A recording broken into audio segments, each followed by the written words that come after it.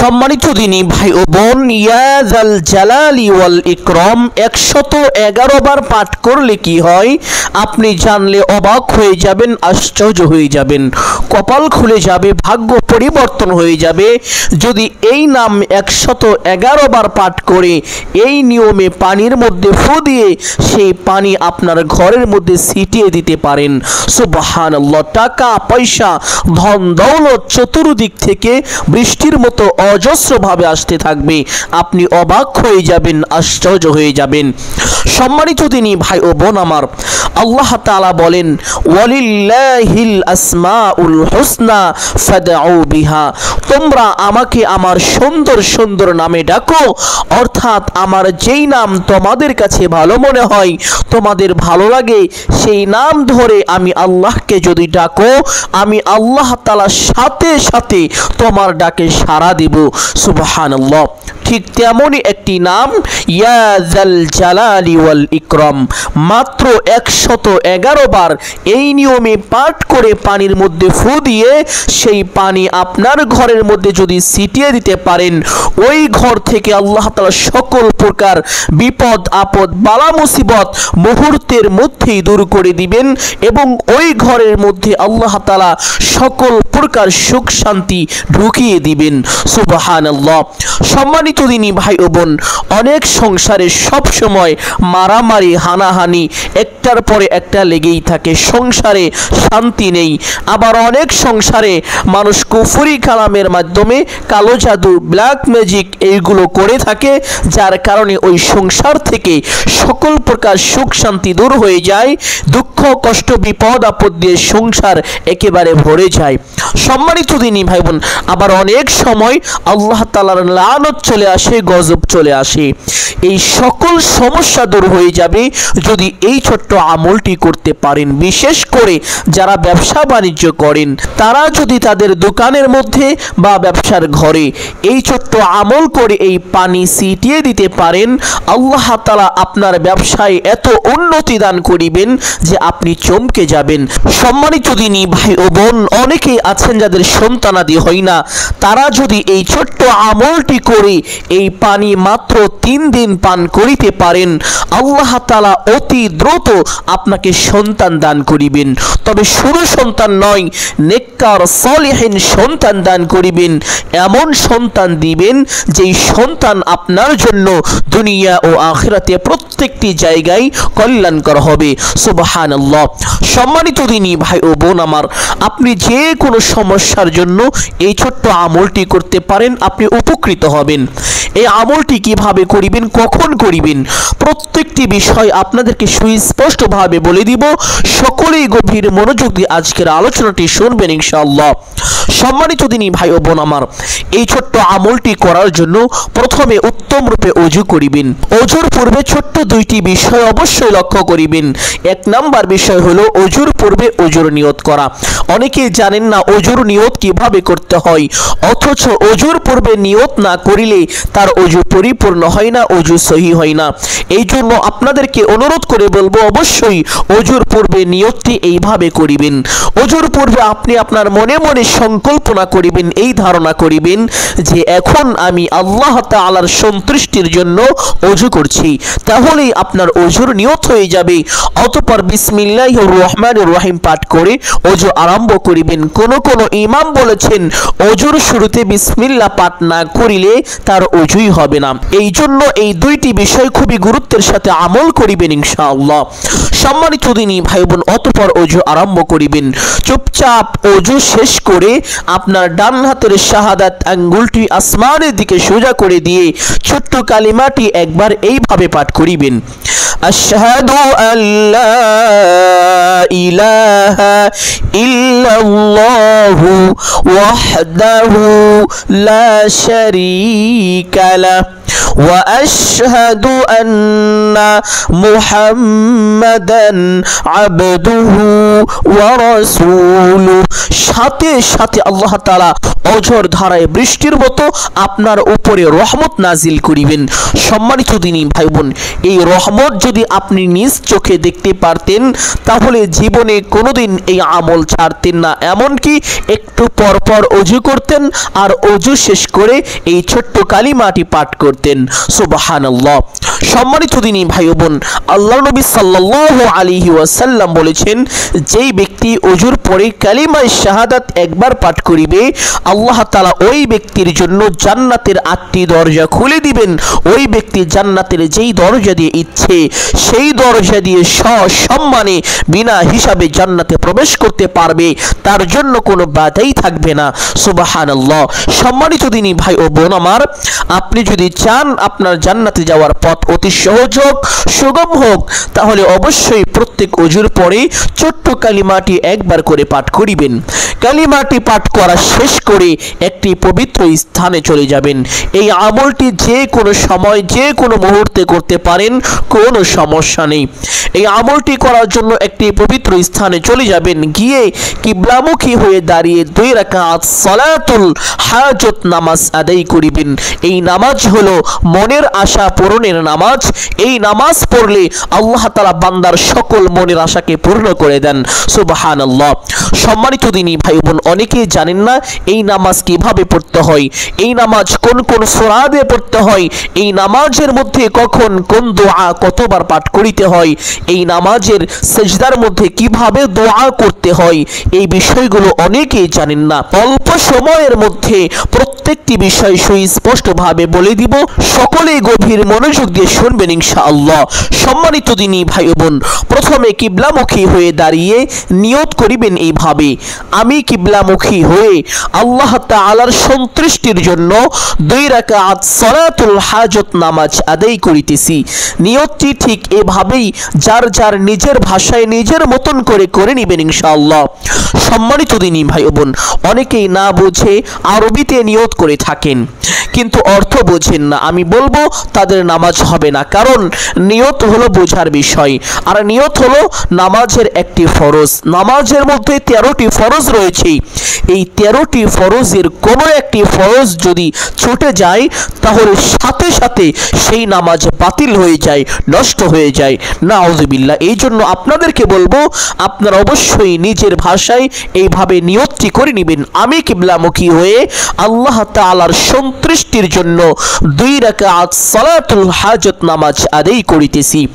নিয়ত শেষ করে প্রত্যেক নামাজে হাত দুটি যেইভাবে উঠিয়ে থাকেন ঠিক সেভাবে উঠাবেন, উঠিয়ে আল্লাহু আকবার বলে হাত ছেড়ে দিয়ে বেঁধে ফেলবেন।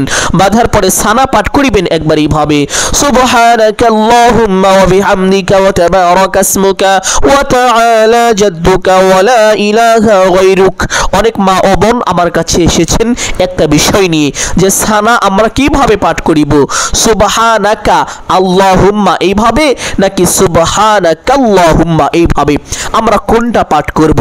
সম্মানিতা মা ও বোন, আপনাদেরকে বিশেষভাবে বলছি, যদি আপনি মিলিয়ে পড়েন সুবহানাকাল্লাহুম্মা হবে, যেমন সুবহানাকাল্লাহুম্মা ওয়া বিহামদিকা ওয়া তাবারাকা ইসমুকা ওয়া তাআলা জাদ্দুকা ওয়া লা ইলাহা গায়রুক। আর যদি ভেঙে ভেঙে পড়েন সুবহানাকা আল্লাহুম্মা ওয়া বিহামদিকা ওয়া তাবারাকা ইসমুকা ওয়া তাআলা জাদ্দুকা ওয়া লা ইলাহা গায়রুক, এভাবে আপনি পড়বেন। সম্মানিত দিনী ভাই ও বোন, তাহলে আশা করি সানার বিষয়টি আপনারা খুব ভালোভাবে বুঝতে পেরেছেন। সানা পাঠ করার পরে একবার আউযু বিল্লাহ এবং একবার বিসমিল্লাহ এইভাবে পাঠ করিবেন। আউযু বিল্লাহি মিনাশ শাইতানির রাজিম, বিসমিল্লাহির রহমানির রহিম। অতঃপর সূরাত আল ফাতিহা শুরু থেকে শেষ পর্যন্ত সহি শুদ্ধ করে একবার এইভাবে পাঠ করিবেন। আলহামদুলিল্লাহি রাব্বিল আলামিন, আর রহমানির রহিম, মালিকি ইয়াউমিদ্দিন, ইয়াকা না'বুদু ওয়া ইয়াকা নাস্তাঈন, ইহদিনাস সিরাতাল মুস্তাকিম সিরাতাল্লাযীনা আন'আমতা আলাইহিম গায়রিল মাগদুবি আলাইহিম ওয়ালাদ-দাল্লিন। অতঃপর একবার বলবেন আমিন, অতঃপর বলবেন বিসমিল্লাহির রহমানির রহিম। অতঃপর যেহেতু এটা প্রথম রাকাত, এই জন্য পবিত্র কোরআনুল কারীম থেকে যে কোনো একটি সূরা পাঠ করে নেবেন ইনশাআল্লাহ। আপনাদের বোঝানোর জন্য আমি ছোট্ট একটি সূরা পাঠ করছি। ওয়াল আসর ইন্নাল ইনসানা লাফি খুসর ইল্লাল্লাযীনা আমানু ওয়া আমিলুস সালিহাতি ওয়া তাওয়াসাউ বিল হক ওয়া তাওয়াসাউ বিস সবর। আপনি চাইলে এই সূরাটিও পাঠ করতে পারেন, অথবা যে কোনো একটি সূরা পাঠ করা শেষ করে আল্লাহু আকবার বলে রুকুতে চলে যাবেন। রুকুতে গিয়ে রুকুর তাসবিহ পাঠ করিবেন কমপক্ষে 3 বার এইভাবে সুবহানা রাব্বিয়াল আযীম। আপনি চাইলে এই তাসবিহ 5 বার অথবা 7 বার পাঠ করিতে পারেন। তাসবিহটি পাঠ করা শেষ করে সামিআল্লাহু লিমান হামিদা বলে সোজা হবেন। সোজা হওয়ার পরে একটি ছোট্ট দোয়া পাঠ করিবেন, রব্বানা লাকাল হামদ। অতঃপর আল্লাহু আকবার বলে সিজদায় চলে যাবেন। সিজদায় গিয়ে সিজদা তাসবিহ পাঠ করিবেন কমপক্ষে 3 বার এইভাবে সুবহানা রাব্বিয়াল আ'লা। আপনি চাইলে এই তাসবিহ 5 বার অথবা 7 বার পাঠ করিতে পারেন। তাসবিহটি পাঠ করা শেষ করে আপনি দোয়া করবেন। অনেকেই জানেন না সিজদায় কিভাবে দোয়া করতে হয়। সম্মানিত দিনী ভাই ও বোন, কোন আলেমগণ বলেছেন সিজদায় মাথা রেখে নিজের ভাষায় দোয়া করা যায়, আবার কোন আলেমগণ বলেছেন সিজদায় মাথা রেখে নিজের ভাষায় দোয়া করা যায় না। অর্থাৎ নামাজের মধ্যে কোনোভাবেই নিজের ভাষায় কোনো কথাই বলা যাবে না, এতে নামাজ নষ্ট হয়ে যাবে। এই জন্য আমি আপনাদেরকে বলবো, যেহেতু এখানে মতভেদ রয়েছে, এই জন্য আপনি এই কাজকে এড়িয়ে চলবেন। আপনি নিজের ভাষায় দোয়া না করে এমন একটি দোয়া করিবেন যেই দোয়া করলে দুনিয়ার সকল কল্যাণ আল্লাহ তাআলা আপনাকে দান করিবেন এবং সকল অকল্যাণ থেকে আপনাকে হেফাজত করিবেন। সুবহানাল্লাহ। আর এই দোয়াটি মহান আল্লাহ তাআলা নিজেই তার বান্দা বান্দীদেরকে শিক্ষা দিয়েছেন। আর সেই দোয়াটি হলো আল্লাহুম্মা রাব্বানা আতিনা ফিদ দুনিয়া হাসানাহ ওয়া ফিল আখিরাতি হাসানাহ ওয়া কিনা আযাবান নার। দোয়াটি এইভাবে একবার পাঠ করলেই যথেষ্ট হবে। দোয়াটি একবার পাঠ করা শেষ করে আল্লাহু আকবার বলে সোজা হয়ে বসে পড়বেন। বসে 2 সিজদার মাঝখানে একটি গুরুত্বপূর্ণ দোয়া আছে, যদি সেই দোয়াটি পারেন তাহলে একবার এইভাবে পাঠ করিবেন, রব্বিগফিরলি। যদি না পারেন পাঠ করতে হবে না, কোনো সমস্যা নেই, একটু সময় বসে অপেক্ষা করিবেন। অতঃপর আল্লাহু আকবার বলে আরেকটি সিজদায় চলে যাবেন। সিজদায় গিয়ে সিজদা তাসবিহ পাঠ করিবেন কমপক্ষে 3 বার এইভাবে সুবহানা রাব্বিয়াল আ'লা। আপনি চাইলে এই তাসবিহ 5 বার অথবা 7 বার পাঠ করিতে পারেন। তাসবিহটি পাঠ করা শেষ করে সেই ছোট্ট দোয়াটি পাঠ করিবেন, আল্লাহুম্মা রাব্বানা আতিনা ফিদ দুনিয়া হাসানাহ ওয়া ফিল আখিরাতি হাসানাহ ওয়া কিনা আযাবান নার। দোয়াটি পাঠ করা শেষ করে আল্লাহু আকবার বলে সোজা হয়ে দাঁড়িয়ে যাবেন। দাঁড়িয়ে হাত দুটি বেঁধে ফেলবেন। অতঃপর বিসমিল্লাহ পাঠ করিবেন একবার এইভাবে বিসমিল্লাহির রহমানির রহিম। অতঃপর সূরাতু আল ফাতিহা শুরু থেকে শেষ পর্যন্ত সহিহ শুদ্ধ করে একবার পাঠ করিবেন ইনশাআল্লাহ। অতঃপর একবার বলবেন আমিন, অতঃপর বলবেন বিসমিল্লাহির রহমানির রহিম। অতঃপর যেহেতু এটা দ্বিতীয় রাকাত, এই জন্য পবিত্র কোরআনুল কারীমের ছোট্ট সূরার মধ্যে অন্যতম সবচাইতে ফজিলতপূর্ণ দামি একটি সূরা হলো সূরাতু আল ইখলাস তথা কুল হুয়াল্লাহর সূরা। এই সূরা এতটাই দামি যে মহান আল্লাহ তাআলা তার পবিত্র পরিচয় পর্যন্ত এই সূরার মধ্যে তুলে ধরেছেন। সুবহানাল্লাহ। এই জন্য চেষ্টা করিবেন এই সূরাটি একবার এইভাবে পাঠ করার জন্য, কুল হুয়াল্লাহু আহাদ আল্লাহুস সামাদ লাম ইয়ালিদ ওয়া লাম ইউলাদ ওয়া লাম ইয়াকুল লাহু কুফুয়ান আহাদ। সূরাটি একবার পাঠ করা শেষ করে আল্লাহু আকবার বলে রুকুতে চলে যাবেন। রুকু থেকে রুকুর তাসবিহ পাঠ করিবেন কমপক্ষে 3 বার এইভাবে সুবহানা রাব্বিয়াল আযীম। আপনি চাইলে এই তাসবিহ 5 বার অথবা 7 বার পাঠ করিতে পারেন। তাসবিহটি পাঠ করা শেষ করে সামিআল্লাহু লিমান হামিদা বলে সোজা হবেন। সোজা হওয়ার পরে সেই সেই ছোট্ট দোয়াটি পাঠ করিবেন, রব্বানা লাকাল হামদ। অতঃপর আল্লাহু আকবার বলে সিজদায় চলে যাবেন। সিজদায় গিয়ে সিজদার তাসবিহ পাঠ করিবেন কমপক্ষে 3 বার এইভাবে, সুবহানা রাব্বিয়াল আ'লা। আপনি চাইলে এই তাসবিহ 5 বার অথবা 7 বারও পাঠ করিতে পারেন। তাসবিহটি পাঠ করা শেষ করে সেই ছোট্ট দোয়াটি পাঠ করিবেন, আল্লাহুম্মা রাব্বানা আতিনা ফিদ দুনিয়া হাসানাহ ওয়া ফিল আখিরাতি হাসানাহ ওয়া কিনা আযাবান নার। দোয়াটি পাঠ করা শেষ করে আল্লাহু আকবার বলে সোজা হয়ে বসে পড়বেন। বসে 2 সিজদার মাঝখানে সেই গুরুত্বপূর্ণ দোয়াটি যদি পারেন তাহলে একবার এইভাবে পাঠ করিবেন, রব্বি গফিরলি। যদি না পারেন পাঠ করতে হবে না, কোনো সমস্যা নেই, একটু সময় বসে অপেক্ষা করিবেন। অতঃপর আল্লাহু আকবার বলে আরেকটি সিজদায় চলে যাবেন। সিজদায় গিয়ে সিজদা তাসবিহ পাঠ করিবেন কমপক্ষে 3 বার এইভাবে, সুবহানা রাব্বিয়াল আ'লা। আপনি চাইলে এই তাসবিহ 5 বার অথবা 7 বার পাঠ করিতে পারেন। তাসবিহটি পাঠ করা শেষ করে সেই ছোট্ট দোয়াটি পাঠ করিবেন, আল্লাহুম্মা রাব্বানা আতিনা ফিদ দুনিয়া হাসানাহ ওয়া ফিল আখিরাতি হাসানাহ ওয়া কিনা আযাবান নার। দোয়াটি পাঠ করা শেষ করে আল্লাহু আকবার বলে সোজা হয়ে বসে পড়বেন। বসে প্রথমে তাশাহুদ পাঠ করিবেন একবার এইভাবে, আত্তাহিয়াতু লিল্লাহি ওয়াস সালাওয়াতু ওয়াত তাইয়্যিবাত, আসসালামু আলাইকা আইয়ুহান নাবিয়্যু ওয়া রাহমাতুল্লাহি ওয়া বারাকাতুহু, আসসালামু আলাইনা ওয়া আলা ইবাদিল্লাহিস সালিহিন, আশহাদু আন লা ইলাহা ইল্লাল্লাহু ওয়া আশহাদু আন্না মুহাম্মাদান আবদুহু ওয়া রাসূলুহু। অতঃপর একবার দুরূদ ইব্রাহিম পাঠ করিবেন এইভাবে, আল্লাহুম্মা সাল্লি আলা মুহাম্মাদ وعلى آل محمد كما صليت على إبراهيم وعلى آل إبراهيم إنك حميد مجيد اللهم بارك على محمد وعلى آل محمد كما باركت على إبراهيم وعلى آل إبراهيم إنك حميد مجيد অতঃপর একবার দুআয়ে মাসুরা পাঠ করিবেন এইভাবে, আল্লাহুম্মা ইন্নী যালামতু নাফসি যুলমান কাসীরা ওয়া লা ইয়াগফিরুয যুনুবা ইল্লা আনতা ফাগফিরলি মাগফিরাতাম মিন ইনদিকা ওয়ারহামনি ইন্নাকা আনতাল গফুরুর রহিম। অতঃপর ডান দিকে একটি সালাম দিবেন এইভাবে, আসসালামু আলাইকুম ওয়া রাহমাতুল্লাহ। অতঃপর বাম দিকে একটি সালাম দিবেন এইভাবে, আসসালামু আলাইকুম ওয়া রাহমাতুল্লাহ। এইভাবে 2টি সালাম দিয়ে নামাজটি শেষ করবেন। নামাজটি শেষ করে সেই স্থানে বসবেন। সম্মানিত দিনী ভাই ও বোন, এই নামাজের মধ্যে যে বিশেষ দোয়াটি পাঠ করেছি অবশ্যই সেই দোয়াটি পাঠ করিবেন, কারণ মহান আল্লাহ তাআলা এই দোয়ার বরকতে আপনার জীবন থেকে, আপনার পরিবার সংসার থেকে সকল প্রকার অকল্যাণকে দূর করে দুনিয়ার যত কল্যাণ আছে সমস্ত কল্যাণকে ঢুকিয়ে দিবেন। সুবহানাল্লাহ।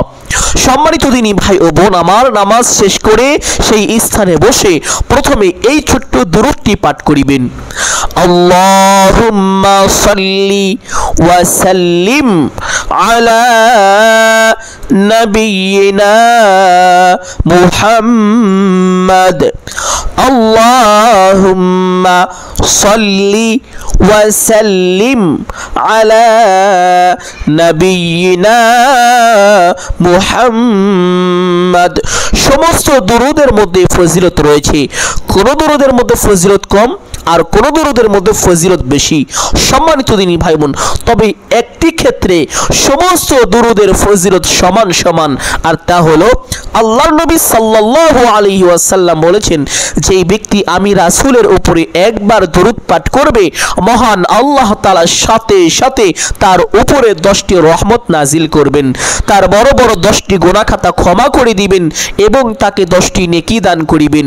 তাকে বড় বড় 10টি বিপদ থেকে আল্লাহ তাআলা স্বয়ং নিজ কুদরতি হাতে হেফাজত করিবেন। তার মনের বড় বড় 10টি আশাকে আল্লাহ তাআলা পূর্ণ করে দিবেন। এটা হলো সর্বনিম্ন, আল্লাহ চাইলে এর থেকে আরো বেশিও দিতে পারেন।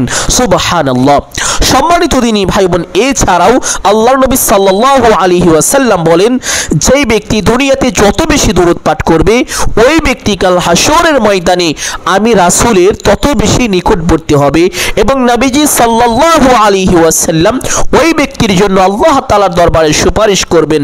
শুধু তাই নয়, নবীজির উপরে ওই ব্যক্তির জন্য সুপারিশ করাটা ওয়াজিব হয়ে যায়। সম্মানিত দিনী ভাই ও বোন, এই জন্য চেষ্টা করিবেন উঠতে বসতে চলতে ফিরতে যখনই সময় পাবেন বেশি বেশি দুরূদ পাঠ করিবেন। বেহুদা সময় নষ্ট না করে দুরূদ পাঠ করেন, কাজে লাগবে। আল্লাহ তাআলা আপনার সকল কাজকে একেবারে পানির মতন সহজ করে দিবেন।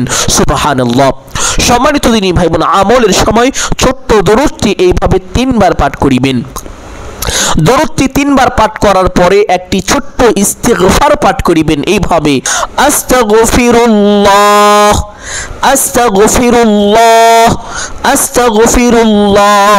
ইস্তিগফার ছোট কিংবা বড়, সমস্ত ইস্তিগফারের মধ্যেই আল্লাহ তাআলা সমান সমান ফজিলত রেখেছেন। সুবহানাল্লাহ। আর তা হলো, যেই ব্যক্তি আল্লাহ তাআলাকে সন্তুষ্টি করার জন্য, নিজের গুনাহকে ক্ষমা করানোর জন্য এবং আল্লাহ তাআলার ভালোবাসা, অনুগ্রহ, দয়া, মায়া পাওয়ার জন্য একবার অন্তর থেকে বলবে আস্তাগফিরুল্লাহ, আল্লাহ তাআলা সাথে সাথে তার জীবনের যৌবনের সমস্ত গুনাহ খাতা ক্ষমা করে দিয়ে থাকেন। শুধু তাই নয়, আল্লাহ তাআলা এটাও জানিয়ে দিয়েছেন, লা তাকুনাতু মির রাহমাতিল্লাহ, ও আমার বান্দারা, ও আমার বান্দিরা, শোনো, তোমরা আমি আল্লাহ তাআলার রহমত হইতে নৈরাশ হইও না, তোমরা সদা সর্বদা আমি আল্লাহর রহমতের আশা রাখো। আল্লাহ তাআলা নিজেই জানিয়ে দিয়েছেন। সুবহানাল্লাহ। এই জন্য আপনি যখন ইস্তিগফার পাঠ করিবেন, জীবনের সমস্ত গুনাহের কথা স্মরণ করে আল্লাহ তাআলার দরবারে লজ্জিত ও অনুতপ্ত হয়ে ক্ষমার আশায় একমাত্র আল্লাহকে সন্তুষ্টি করার উদ্দেশ্যে পাঠ করিবেন। সম্মানিত দিনী ভাই ও বোন, আল্লাহর নবী সাল্লাল্লাহু আলাইহি ওয়াসাল্লাম এই ইস্তিগফারের ব্যাপারে বলেন, যেই ব্যক্তি বেশি বেশি ইস্তিগফার করবে আল্লাহ তাআলা তার গুনাহকে মোচন করে দিবেন, তার সকল অভাব সংকটকে দূর করে দিবেন, তার রিজিকের পথকে প্রসারিত করে দিবেন এবং তাকে অকল্পনীয়ভাবে রিজিক দান করিবেন। সুবহানাল্লাহ। অর্থাৎ আপনি এমন এমন জায়গা থেকে রিজিক প্রাপ্ত হবেন যেটা কখনো কল্পনাও করতে পারেননি। অকল্পনীয়ভাবে আপনি আল্লাহ তাআলার পক্ষ থেকে রিজিক পেয়ে থাকবেন। সম্মানিত দিনী ভাই বোন, এই জন্য চেষ্টা করিবেন উঠতে বসতে চলতে ফিরতে যখনই সময় পাবেন সদা সর্বদা বেশি বেশি এই ছোট্ট ইস্তিগফারটি পাঠ করার জন্য। এইভাবে আমলের সময় ইস্তিগফারটি 3 বার পাঠ করিবেন। আরেকটি কথা আপনাদেরকে বলতে ভুলে গিয়েছি, সেই কথাটি হলো, আপনি যখন এই আমলটি করবেন তখন একটি পবিত্র পাত্রের মধ্যে, যেমন গ্লাস হতে পারে, জগ হতে পারে, কলসি হতে পারে, একটি পবিত্র পাত্রের মধ্যে কিছু ফ্রেশ পানি নেবেন। যেই পানিগুলো একদম পরিষ্কার স্বচ্ছ পানি। চেষ্টা করিবেন মসজিদের পানি নেওয়ার জন্য, কারণ মসজিদের পানি সবসময় পবিত্র থাকে। সম্মানিত দিনী ভাই ও বোন আমার, সেই পানি সামনে নিয়ে বসে এই আমলটি শুরু করবেন। তো ইস্তিগফারটি 3 বার পাঠ করার পরে ইয়া যাল জালালি ওয়াল ইকরাম 111 বার এইভাবে পাঠ করিবেন।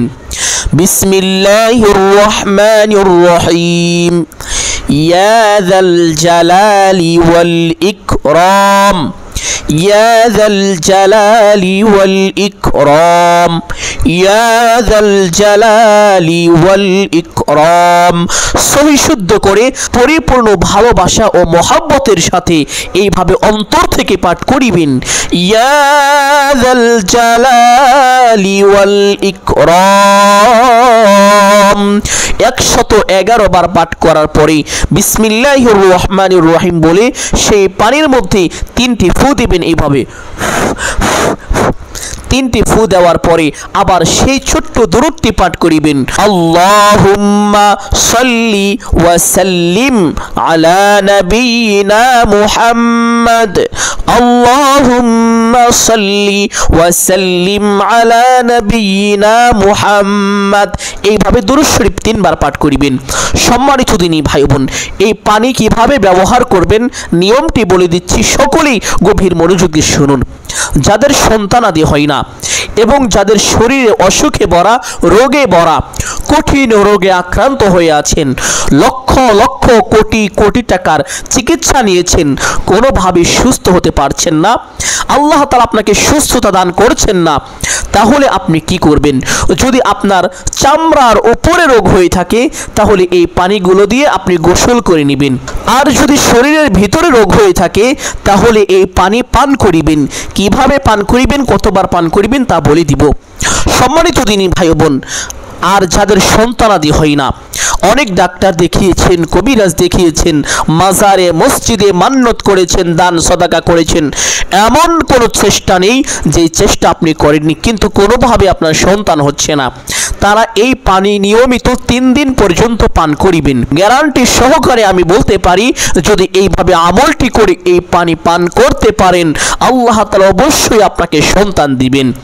সম্মানিত দিনী ভাই বোন, এই পানি পান করার নিয়মটি বলবো, অতঃপর আপনাদেরকে বলবো যারা অভাব অনটনের মধ্যে আছেন এই পানি কিভাবে ঘরের মধ্যে ছিটিয়ে দিবেন, দোকানে বা ব্যবসার ঘরের মধ্যে কিভাবে এই পানি ছিটিয়ে দিবেন।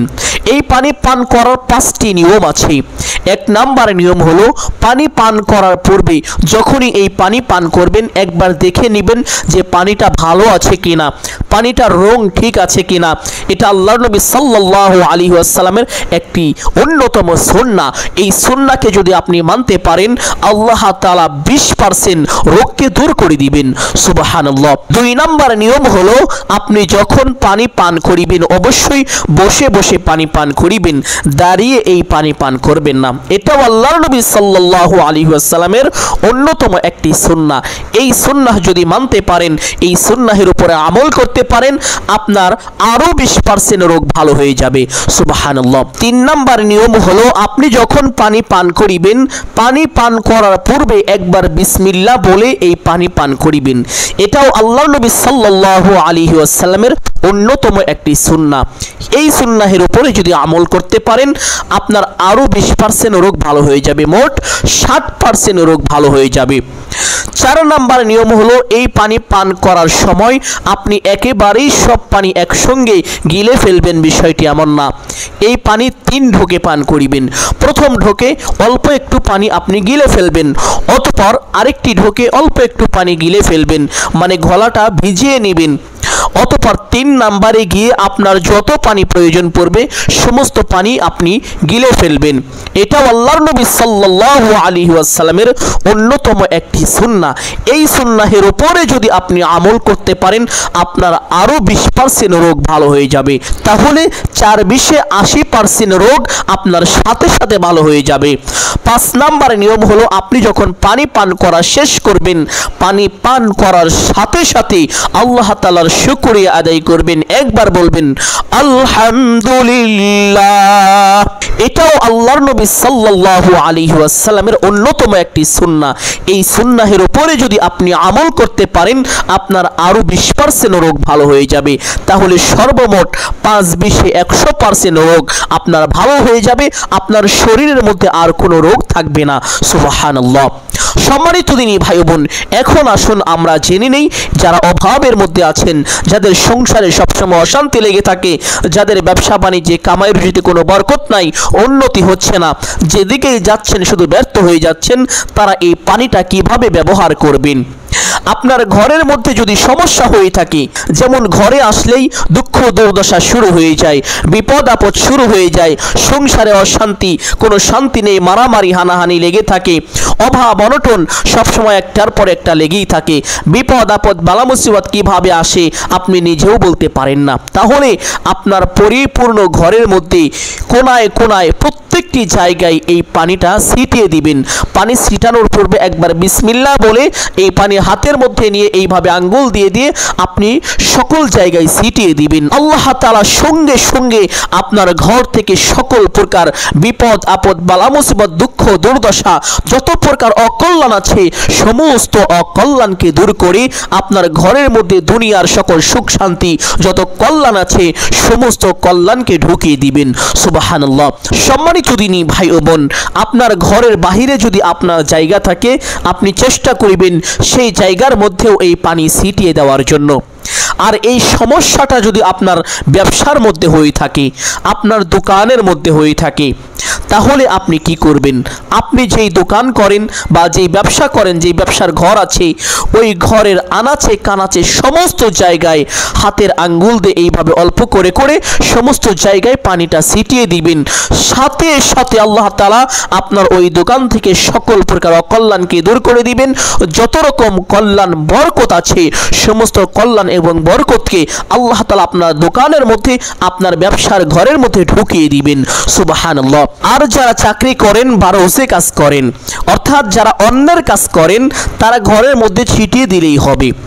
এইভাবে এই ছোট্ট আমলটি যদি করতে পারেন, জীবন থেকে, সংসার থেকে, পরিবার থেকে, ব্যবসার ঘর থেকে, আল্লাহ তাআলা সকল জায়গা থেকে সকল প্রকার দুঃখ, দুর্দশা, বিপদ আপদ, বালা মুসিবত, যত অকল্যাণ আছে সমস্ত অকল্যাণ দূর করে দুনিয়ার যত সুখ শান্তি আছে, আরাম আয়েশ আছে, যত উন্নতি আছে, যত কল্যাণ আছে, আল্লাহ তাআলা সকল প্রকার সুখ শান্তি ও কল্যাণ আপনার ঘরের মধ্যে ঢুকিয়ে দিবেন, আপনার জীবনে, আপনার পরিবারের সংসারের মধ্যে ঢুকিয়ে দিবেন। সুবহানাল্লাহ। সম্মানিত দিনী ভাই ও বোন, আর যারা ঋণগ্রস্ত আছেন, অনেক টাকা ঋণ করে ফেলেছেন, পাহাড় সম পরিমাণ ঋণের বোঝা হয়ে গিয়েছে, লক্ষ লক্ষ কোটি কোটি টাকা ঋণ করে ফেলেছেন, কিন্তু ঋণ পরিশোধ হচ্ছে না, তাদেরকে পানিও পান করতে হবে না, শুধু পানি ছিটিয়ে দিলেই হবে। এই আমল করার পর থেকে আপনি শান্তি পেতে থাকবেন। সম্মানিত দিনী ভাই বোন, আমি আশা করছি আজকের এই ছোট্ট আমলটি আপনাদের সকলের জন্য অত্যন্ত গুরুত্বপূর্ণ এবং উপকারী ছিল। অতএব সকলকে বলবো সদকায়ে জারিয়ার উদ্দেশ্যে কমপক্ষে একটি হলেও শেয়ার করে দিবেন। যদি ভিডিওটি ভালো লাগে একটি লাইক করবেন, কমেন্টে আমিন বলে দোয়ায় শরীক থাকবেন। যারা এই চ্যানেলের নতুন দর্শক রয়েছেন, চেষ্টা করবেন চ্যানেলটি সাবস্ক্রাইব করে রাখার জন্য।